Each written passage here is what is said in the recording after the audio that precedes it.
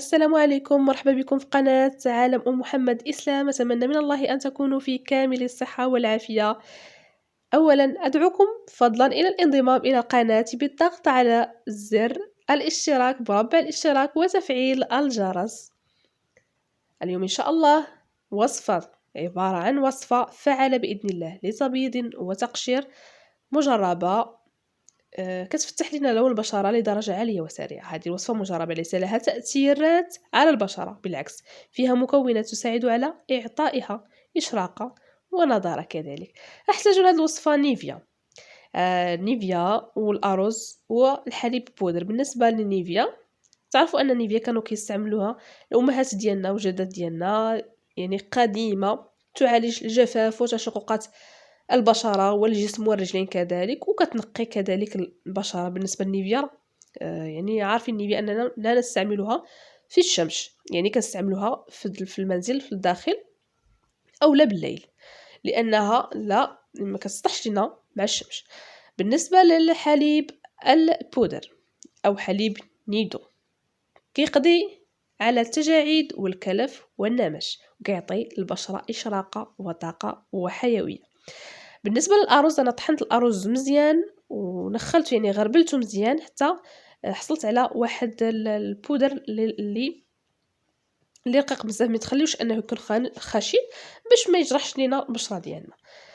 كما كتعرفوا ان الأرز كذلك، الأرز كيخلصنا من البقع الداكنه، وكيخلصنا كذلك من الدهون المتراكمه اللي كتسبب لنا الرؤوس السوداء، يعني لي بوين نوار.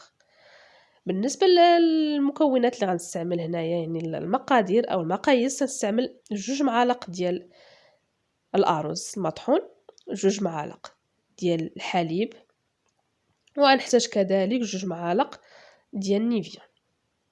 غادي نخلطوا هاد المكونات مزيان بهاد الطريقة باش نحصلوا على واحد الكريمة.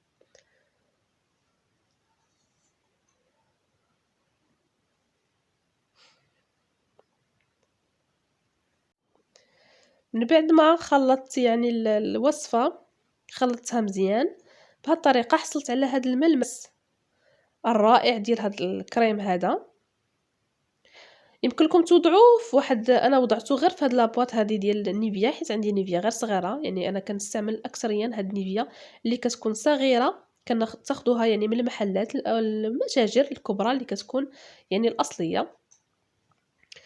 غادي نوضعها في الثلاجه، الاحسن انكم تضعوها في الثلاجه، يعني الكريمات يعني كاملين انا كنوضعهم في الثلاجه. بالنسبه للنيفيا سوفت، حتى هذا الكريم هذا حتى هو ديال الكريم العنايه يعني المرطب، حتى هو يصلح في هذه الوصفه هذه، فهو رائع لهاد الوصفه. غادي نستعملو، يعني نقول لكم طريقه الاستعمال، غنستعملوها على وجه في الليل مره واحده لمده ساعه او ساعه ونصف، ونبها مع هاد التدليك هذا. ملي كنبغيو نغسلوها، يعني ملي كيكون لنا الماسك في الوجه ديالنا نبغيو نغسلوها، نقوموا بواحد الدلك ديالو باش يقوم لنا بعمليه التقشير. كذلك نغسلوه بالماء الفاتر، ونديرو يعني شي كريم اولا شي زيت في الوجه ديالنا، يعني زيت ولا فيتامين نديروه على الوجه ديالنا، وغادي تلاحظوا الفرق. يعني تلاحظوا الفرق في البشره، يعني في مده اسبوع غتلاحظوا الفرق.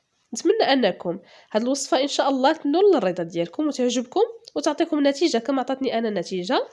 مرحبا بكم في عالم ام محمد اسلام. نتمنى انكم تابوناو معنا، ديروا جيم وتبارطاجوا الفيديو مع الناس اللي عزاز عليكم. ما تنساوش خليو ليا كومونتير.